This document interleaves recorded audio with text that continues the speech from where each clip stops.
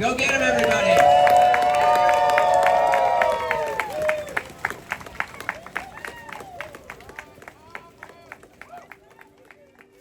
Welcome to the Daytona 100. My name is Bob Becker and I'm the race director. This orientation video will focus on what you should expect on race weekend. Details about the course and support you will find along the route, for example. And it will outline what we expect of you as race participants. On the second Saturday in December, we will run again from Jacksonville Beach south along the Ocean Road to the end of the Barrier Island, just beyond Daytona Beach, to the race finish line at the foot of historic Ponce Inlet Lighthouse. Daytona 100 Ultra is a great place to run a personal best time or to run your very first ultramarathon. The weather is generally very favorable and the course is mostly flat and fast. This is a pavement race. There is no running on the sand. You will run on bike paths and sidewalks and at times on the road shoulder facing traffic.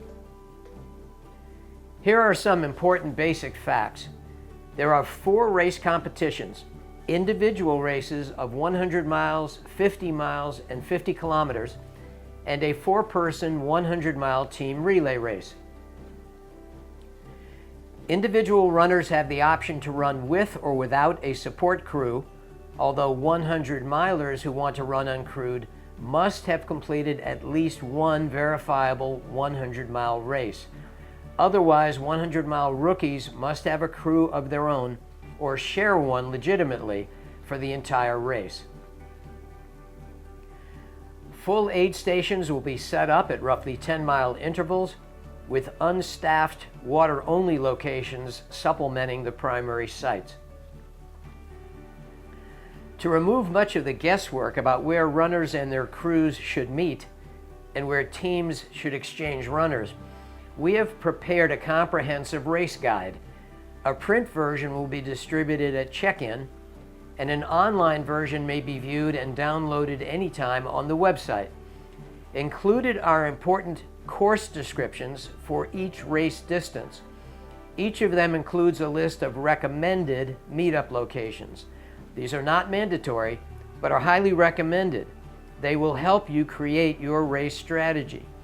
The course descriptions are also available on the website under the Course tab. These include information like aid station and timing sites, where runners and vehicles must make a turn or cross the road, locations of convenience stores, gas stations, bathrooms, and other places of interest. In addition, race signage will be in place along the entire route, especially where there are turns or road crossings. Additional support highlights. Professional chip timing is by Mike Melton's MCM Timing. There will be at least 7 timing mats or electronic running counters along the route. Run over or pass closely by each of them so that friends and family at home may monitor your progress and so that your interim times are recorded. You will have on-course support from Dr. Barry Hummel's medical team and Mark Hudak's race marshals to monitor runner safety and rules compliance and to provide assistance as needed. But in an emergency or questionable medical situation, always call 911. At the finish line, expect some well-deserved R&R after receiving your medals and buckles at Davies Park in Ponce Inlet, where burgers and other hot food will be cooked and served. The awards program will be held on Sunday immediately after the finish line closes at roughly 1:30 p.m. right across the street from the finish line at Hidden Treasure Rum Bar and Grill. Over 100 awards will be presented. On Friday in Jax Beach at the Courtyard, the experts panel and Q&A sessions will be held at 3:30 and 5:30 p.m. and are optional but highly recommended. Check-in and packet pickup takes place there too. Now 50 milers and 50K runners may check in then or before their respective races on Saturday morning in Flagler Beach. Again, 50-mile and 50-kilometer runners do not have to show up on Friday. If you are not running with a crew, the race guide lists locations where you may leave a drop bag to access during the race. We will also transport your baggage, if any, to the finish line where you may retrieve yours. If you are running with a crew, don't miss the very helpful How to Crew video that is found on the website under Race Info. This is a must instructional video for every crew member and every runner who will be supported by a crew. And if you're looking for crew support, check out the Looking for a Crew link also found there. Creating a race guide is a major undertaking. It puts most of what you need to know in one place to help you prepare for race day and to use on the course during the race. Take the time well before December to become familiar with its contents, especially you uncrewed runners. In the race guide, you'll find detailed maps of each of the 3 routes, 100 mile, 50 mile, and 50K. Included will be the new course descriptions already described, the race weekend calendar, and much more. Crews and teams will find the race guide especially helpful during the race. Use it as a mile-by-mile guide on what to expect immediately ahead, where to arrange meetups with your runner, and more. For example, if your next stop is 2.5 miles ahead, and before then the runner must cross the road, instruct them accordingly. Let them know what to expect during that next segment, and every segment. Little bites work best. Giving them the details one segment at a time is most productive.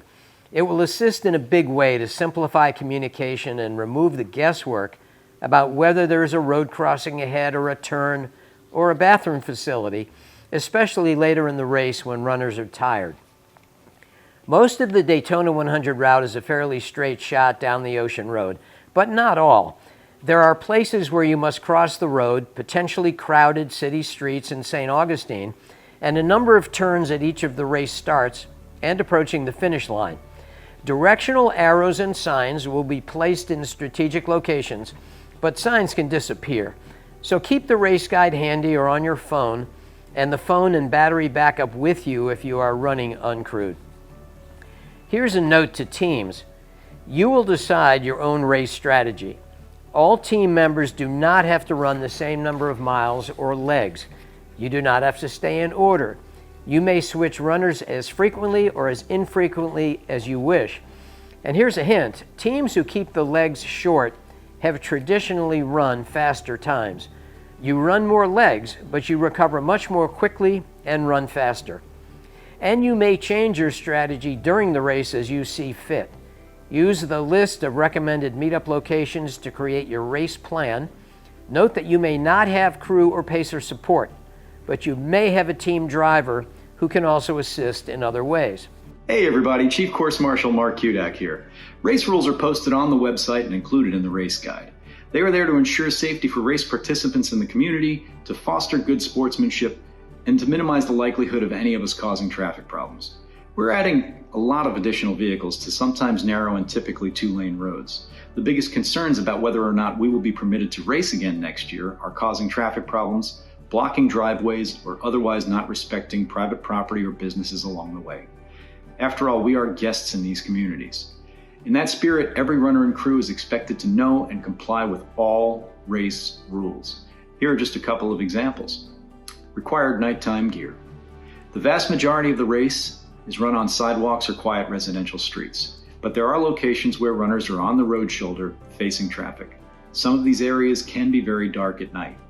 Runners, crew outside of the vehicle, and any pacers must wear reflective material that is clearly visible 360 degrees, in addition to blinking lights front and rear.